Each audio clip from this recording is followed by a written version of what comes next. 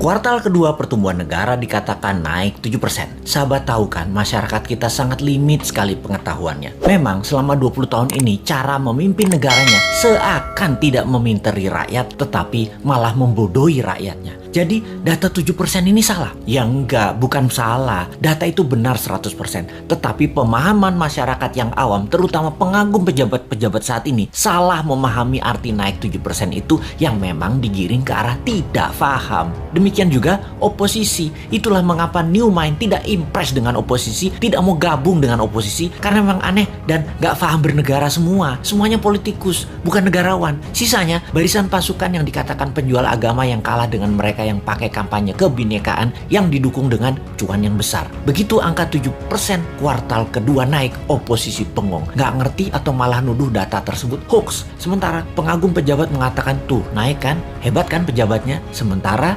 realita tetangga seputaran dan orang jauh sebelum PPKM sudah berat ekonominya. Sekarang lebih gak muter lagi, nambah sekarat, butuh oksigen. Kok gak ada yang naik? Begini melihatnya. Biar makin paham bahwa New Mind mencoba memberikan pemahaman cara cerdas bernegara. Naik 7% itu year on year. Paham? Nggak peduli. Kini kita ilustrasikan. Tahun lalu minusnya 1,9%. Tahun ini minusnya 1,7%. Naik dari minus 1,9% ke 1,7% itu naik sekian persen. Betul kan? Ya betul, naiknya begitu kira-kira. Bukan dari 1,9 minusnya total lompat plus 7%. Ya bukan begitu. Jadi data tidak salah. Cuman demi populerisme. Kayak artis gitu deh. Nggak boleh terlihat jelek. Jadi diambillah mengemasnya dari sisi positif. Itu tidak salah. Yang salah adalah pemahaman banyak orang yang terus dipolitisasi. Mangkel deh 20 tahun ini gak dewasa-dewasa juga bernegaranya. Lebih mangkel lagi, kenapa setiap masalah pejabat yang ditugaskan dia lagi.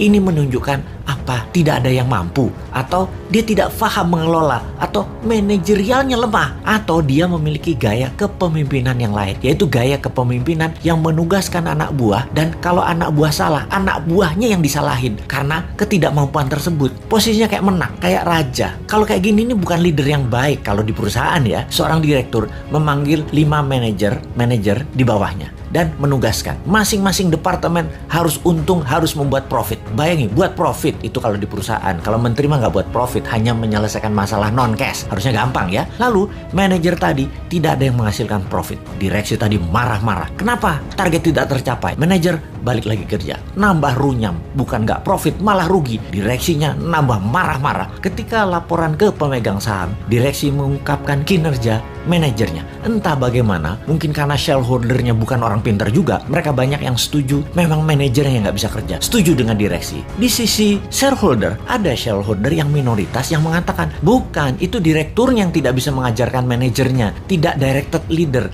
tidak berpengalaman bisnis multinasional, memang dia yang tidak mampu.